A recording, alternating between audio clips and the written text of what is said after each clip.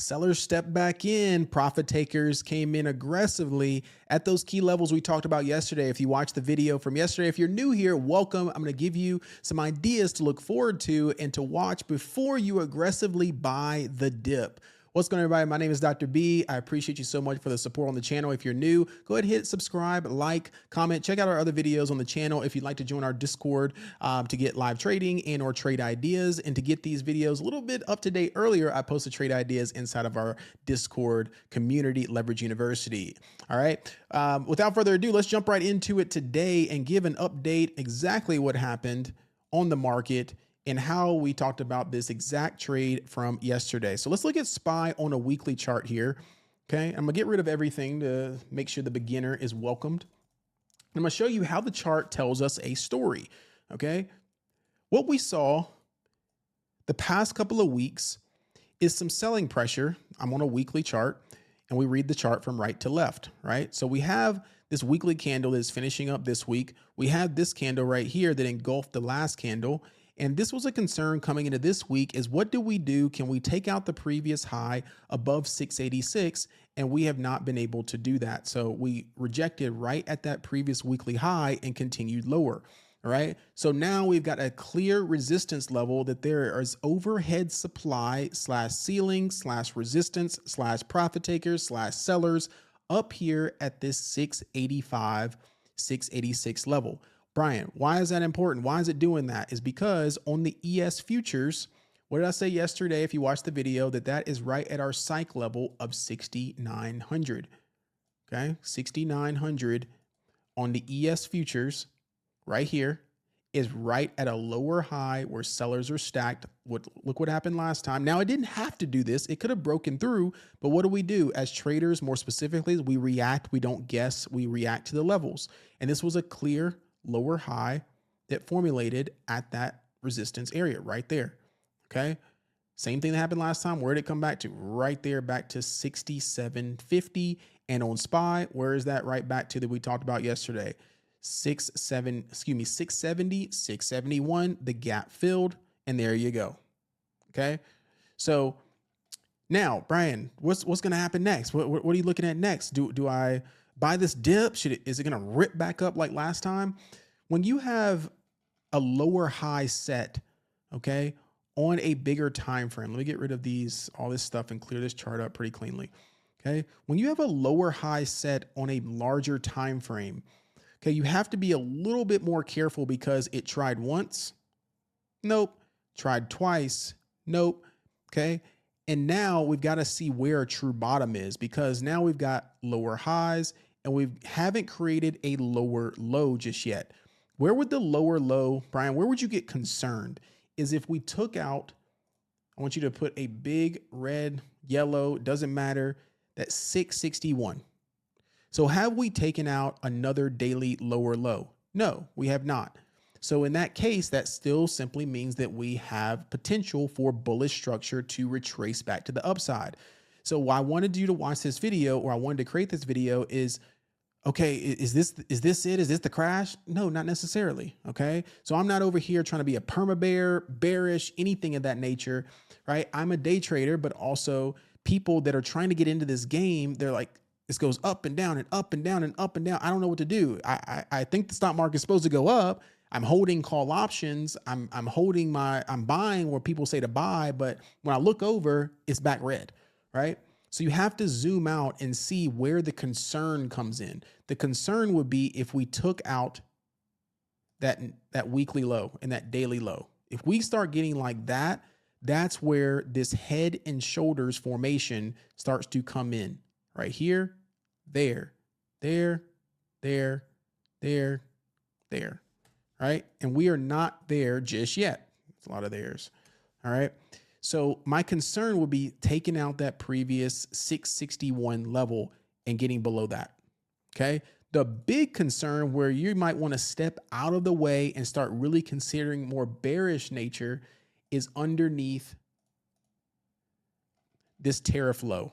That's 552. Okay. That would be the concern. Are we there yet? No. Okay. So we have to keep our head on a swivel and be a little bit more cautious that there's selling pressure, But do we get aggressively bearish with our put options and trying to swing them and hold them? If you have high conviction and you know you can predict the market and you have insider information, go for it, right? But we're trading off specific levels back and forth and then reacting to see, okay, where are we really going from here?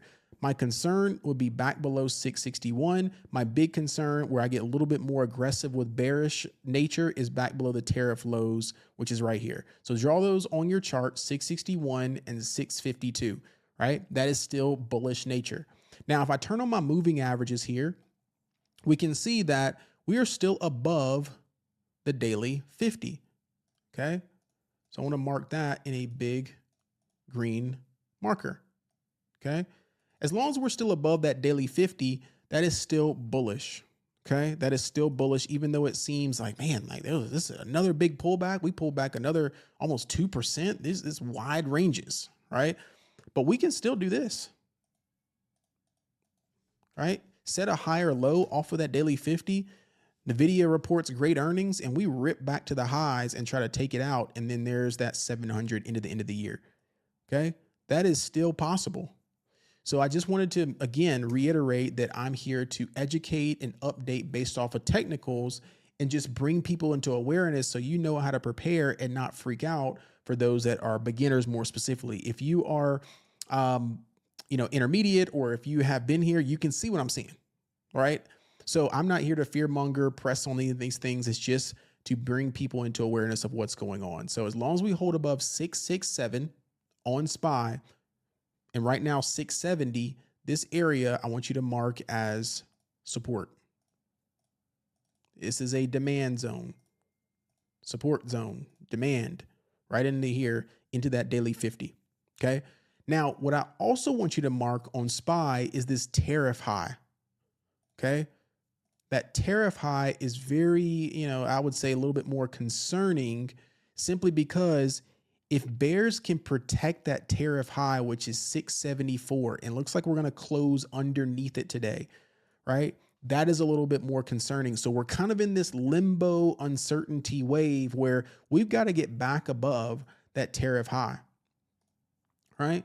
So you got to be very careful in here what you do, because we could rip off of here, reclaim, go back higher, or we could see a rejection off of that tariff high again, right? Man, we're going back up 670, excuse me, 674, 675. And then bears protect that, we reject, and we come down into those equal lows like that, right? So keep an eye on that 674 level for this week. How do we close the week? Do we get back above tariff highs, 674?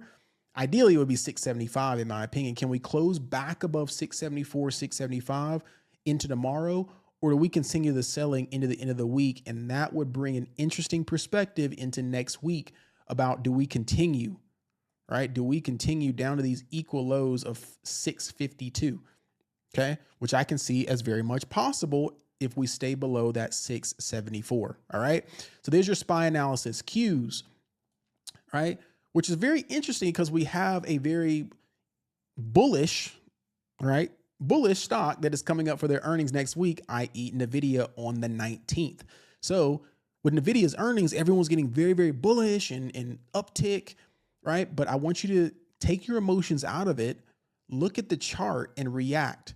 How can NVIDIA go back up to the upside necessarily if we're back below tariff lows? Okay, so I would like to see back above, or else NVIDIA could pull back a little bit deeper. All right. So I'm not being bearish. I'm just telling the levels and facts. All right. So on QQQ, your tariff highs are going to be sitting right here at,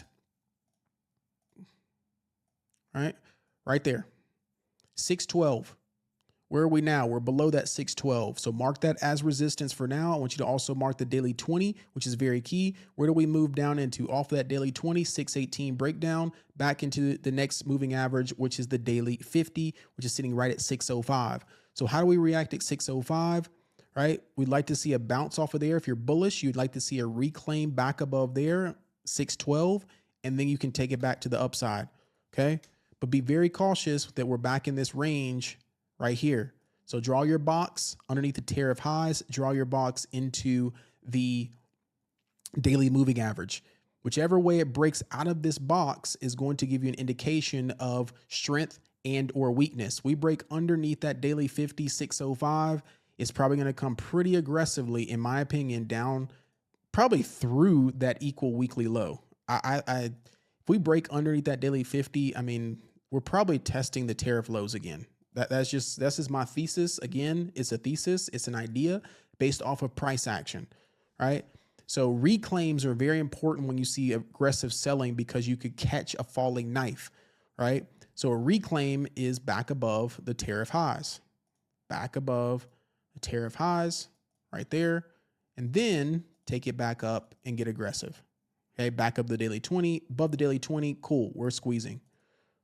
Okay, so hopefully your chart looks something like this. If you want to reiterate what that looks like, tariff highs, 612, okay, caution zone down into the daily 50, which is the 605 level, right? That is support. Be careful shorting into a key moving average like this, okay? So the short play was done from my idea yesterday's video, all right? Now, again, Brian, how would you short this if we have continued weakness? You'd want to see ideally a pop into that tariff high and then see weakness off of 612. It struggles at 612, then you can take it lower. That would be the ideal short idea, is underneath those tariff lows, looking left and seeing how that looks underneath that level. Okay. So tomorrow, could you see a retracement back up to 612? Yeah, you could. And look exactly where we rejected today. It tried. See right there? It tried to hold up those tariff lows and could not. Okay. Flush below them. So now we're below tariff highs again, flushing lower. Okay.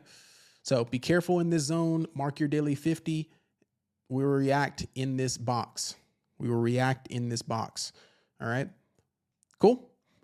Let me give a couple of notable mentions. IWM, notable mention here. Wow. Just wow.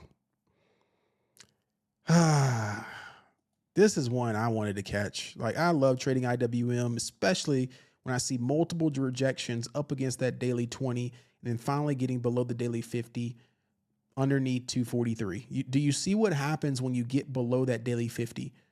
That's why it's so key on the stock market, more specifically SPY, holding up the daily 50 and Qs holding up the daily 50. You can see what happens. It moves aggressively into the next moving average, i.e. IWM, into the next moving average right at 233. In my opinion, what does that look like? There's the next moving average. Now it's got some stop points in between. That's coming pretty aggressively into that moving average with no buyers in sight. Do you see any wicks on this red candle just yet? No, it is solid red. So I do believe there will be a little pit stop into this moving average. Maybe we could take a little bit of a scalp off of it. If I see a little reaction, 233, stop loss underneath that 232 and try to retrace it back to the upside. Okay. So there's IWM. That is a risk, quote unquote, off indicator. When IWM or small caps are getting sold, that's a little bit concerning for the market in the short term. All right. SMH, let's look at it. SMH is your semiconductor ETF. As predicted, had some weakness on the SMH. Again, daily 20 reacting beautifully. Right. I love shorting off of these, at least day trading shorts, right, off of these moving averages here into the next moving average. Once I see it coming aggressively off of it on higher time frames, ideally off of the hourly. But if I see it coming off of the daily, breaking key levels, then I can take it right to the next moving average, which is right here into 335. All right. Now, again, why do I say that potentially NVIDIA can come down to 150? We could see AMD fill that gap all the way back down into the low 200s.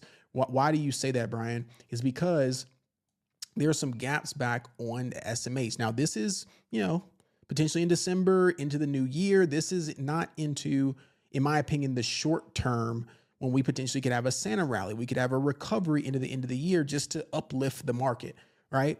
But do I believe that the semiconductor sector can see some more deep profit taking? Yes, I do. Okay. Because of the SMH pulling back to these key moving averages. If it holds up the daily 50, that's key. If it breaks below the daily 50, look out below on NVIDIA, AMD, INTC, AVGO, MU, ARM. All those semiconductors can start flushing into their lower levels. So keep an eye on the SMH. That is further out. We got to react. Don't predict, but we're seeing what's happening in the short term. All right. Let's look at NVIDIA as the market closes out today. All right. Where is NVIDIA sitting? That daily 50. We got to watch that pretty keenly, because this right here, if it gets underneath that kind of 183, starts closing underneath the daily 50, and it's holding it up by dear life. Okay. With its earnings coming around the corner. Right. And we know that how their earnings have been reacting. Look at Palantir's earnings, had great earnings, popped and then sold off. So a lot of these earnings have been already kind of priced in, saying, okay, we know NVIDIA is going to probably beat, it'll probably pop, and then more profit taking to come down into these lower ends of the ranges, in my opinion, back into the 150s. And we get that deeper pullback back in the daily 200, and maybe, right here, we still got to see how it reacts around daily 100. Still holding, right? So that's my thesis, okay? That is my thesis, is this is your area, in my opinion. That is your bigger area on NVIDIA, is back into 150. Back into 150, okay? Palantir, let's jump into it. Palantir, draw your box here on Palantir at 170, okay? 184 to 170, there's your tariff high. Okay, there's your tariff lows. Okay, Palantir has the possibility to break underneath 170, gets underneath that 167, 170. You start seeing Palantir underneath 170 and holding like this, like 168, 169. There's your next level, all right? Into the next zone, very similar to this. Look at that on the left, flush down into 150. Okay, so Palantir, in my opinion, I'd be very cautious about getting aggressive on this dip buy into a key support, but I would not short it into that support until it breaks. Okay. Till it gets underneath there for confidence, you can get more aggressive on Palantir underneath 168, underneath 170, start, getting a little bit entry and then adding aggressively on your short position underneath Palantir 167. All right. AMD, gosh. My gosh, AMD, you just played with my heart this week, man. Played with my absolute heart. Like, I know AMD's been strong. I understand that, but I've got a very good eye on short entries. Okay. I love to short the market. People know that by now. If you haven't figured that out, I can do a separate video why I like to short the market. But AMD had heavy resistance up here, and I can control this. That means I know exactly where my stop loss is above, reaction, damn, bam, bam, reaction, reaction, reaction. With the market selling, AMD has a lot of potential downside back into this 227, 230 level. So AMD could drop another $15. And then if you see, AMD is where? Underneath its daily 20, right? So it's just getting started on its short-term weakness. Underneath the daily 20, what do you think? What did we just talk about, right? It's got to, there's still support levels down here, but eventually AMD could meet at 215, right? Underneath these equal lows, 220, right? With just serious more profit taking with that SMH becoming a little bit weaker. So that is very important to understand that this is a possibility. And if you can see here, it's got some gap. It's got some gap fills. Right, it's got some gap fills, and if it gets through there, if I turn on my volume profile on a daily, I mean, there's a little volume node at 235 right there, which makes sense, 235. So AMD down to 235. And the reason why I'm so upset about this for myself is because I've been trying to, see where AMD, because it's so volatile. It gaps up. I thought yesterday maybe it would fill more of the gap. And then today I was like, I got into a little AMD 250 puts, and then it starts rolling over. Market just sells. And then tomorrow I'm like, please give me another entry. But it's Friday. Right? Tomorrow could be a big day. Tomorrow could be a pretty big day. So watch out for some of these semiconductors with more selling. AMD and Palantir on high alert, in my opinion, for more selling. All right. CRWV, just there's nothing but room down into the 60s. All right. CoreWeave down into here into 60. There's nothing but room. It broke a weekly low. There's nothing but room. Down into 60. Do with that what you please. Okay. I was about to enter this, but I don't trade it often. So I just did not. I mean, 400, 500% on weekly options. I was looking at the 80 puts. I just kind of stay away from things. I know what's going to happen, but I stay away from day trading things that I just don't naturally day trade. But if it starts presenting more, I mean, take further out contracts down into 60s. I mean, there's potential all the way back down into here into 40s. I know it has an NVIDIA partnership. It's very closely associated with NVIDIA, but it has a lot of debt. Okay. CoreWeave has a lot of debt. Do I think CoreWeave can recover? Yeah, but I would probably want it back into 50. All right, back down here into IPO levels. Just my opinion. All right. AVGO. Please don't tell me this. Gosh, mighty. AVGO, another opportunity on a Friday. Last Friday, we tried to catch AVGO. It was so quick, but AVGO, if we have selling tomorrow, I mean, AVGO trades amazing on Fridays. Okay. Pop on AVGO. It could pull down into potentially 300. Okay. Potentially 300. This video is getting a little bit long, so let me start wrapping it up. Oh my goodness. Oracle, just amazing opportunity. Oracle all the way down to the 180s, in my opinion. Gap fill opportunity. You got some 200s, breaks underneath 200. Just take further contracts out. I mean, Oracle, look at those contracts. Just absolutely just firing, right? December 19th, maybe, because it could have a little bounce. I don't want to get too aggressive on the downside, but, you know, there's nothing but room, in my opinion, down underneath 200. All right. Yeah. Every chart, just look at the moving average. Every chart, look at the daily moving averages. Every chart, look at the daily moving averages. That's all I would look at. Okay. That's all I would look at. I could go all the way down this list. So I don't want to make it too long. I want to get you up out of here, but you got the gist. Daily 20, daily 50 moving averages on your spine. QQQ, IWM's already below the daily 50, approaching daily 100. We want to see how the week finishes out. Be careful tomorrow. Trade safe. You want to trade live with us, join Leverage University. If you want to join our, let's see if I can pull it up here, Finding Your Edge. If you want to join our 2-day masterclass, there it is. The link will be down below if you want to learn more of the stock market, how to read the economy. I'd love to teach you in 2 days, options on the first day and then looking at the futures market on the second day. We can get your chart set up. This is for complete beginners. Tell your friends, tell your family, right? It's $47. Would love to have you, just of your time, to see who's serious. And make sure I'll see you on the 17th and 18th. So without further ado, thank y'all so much. Peace, love, and blessings to you. Until next time, be safe.